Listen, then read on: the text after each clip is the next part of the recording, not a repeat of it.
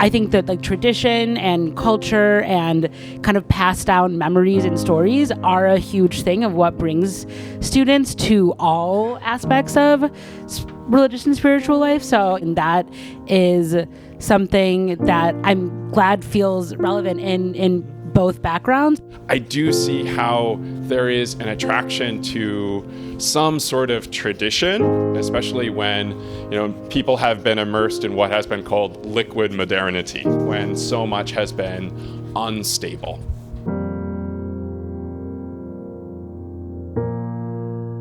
Oh, well, I'm Jewish, but from an interfaith family. For me, interfaith was just the norm. I thought that everyone celebrated Hanukkah with all of their Catholic friends all together, and that on Christmas, everyone had their Jewish friends over to have a big family meal. And I think eventually, when I had got connected to Hillel, one of the things that had really stood out to me from, especially having come from the family school experience, was as I got more involved and connected, I realized that there's not just one way to be involved or be connected.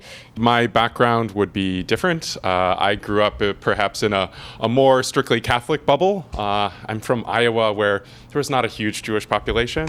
And then I went to the University of Notre Dame, which is quite a Catholic environment. And then immediately after graduation, I joined the Jesuits. But maybe we actually have something in common.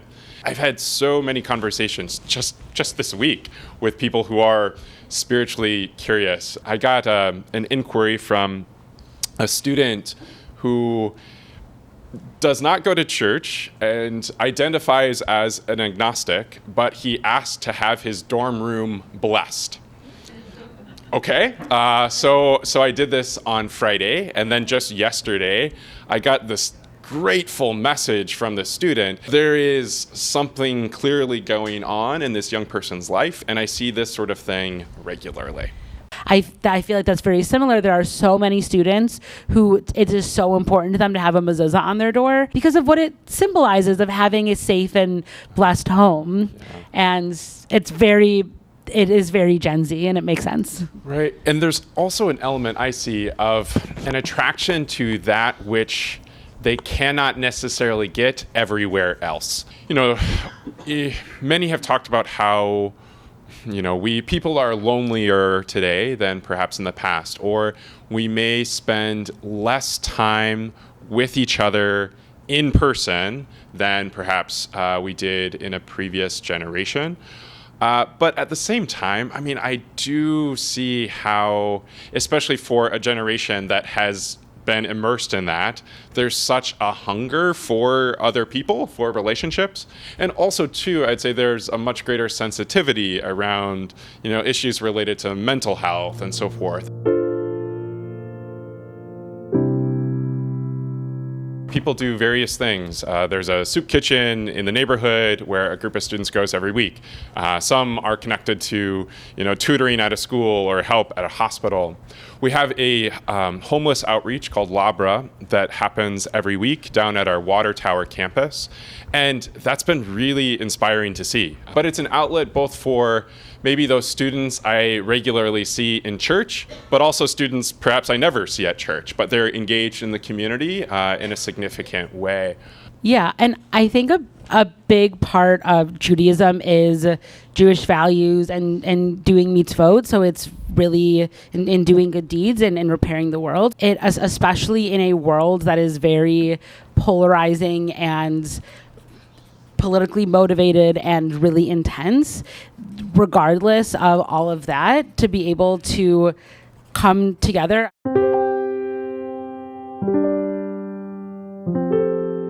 It's really about the support and helping the students navigate it. A lot of anti-Semitism might be implicit and people don't even know that they're doing it, and they're making really inappropriate comments to their classmates. The most explicit, like at DePaul, there was a student who got punched in the face. And one of the situations was last year at Loyola, there was a swastika drawn in the Hillel room. Most of the experiences we've had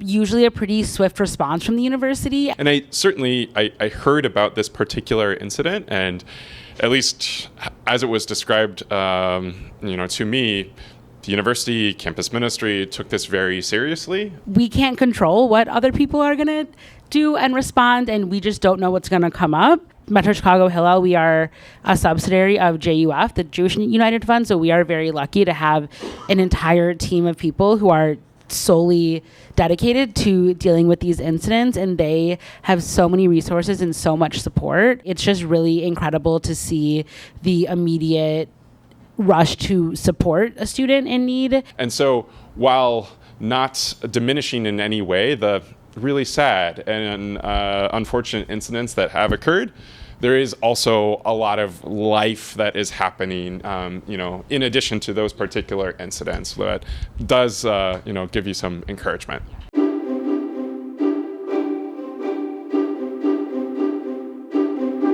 I feel like there were some studies or some stuff about how Gen Z is moving away from religion and stuff like that. But I think every year there's new students and there's new initiatives and people and programs. And I just think it's going to keep growing. And of course, each person has his or her particular journey. Some would say, okay, I'm attracted to the beauty, or okay, I've lived in this world where so much is changing and I want some stability. I want something solid.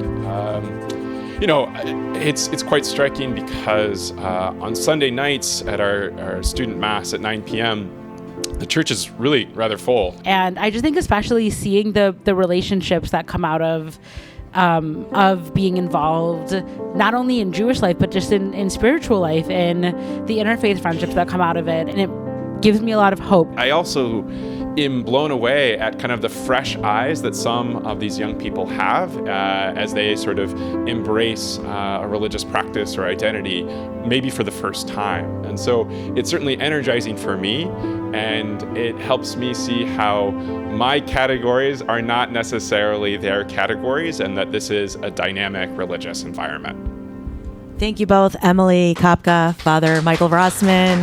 We appreciate you today. Thank you so much. Thank you.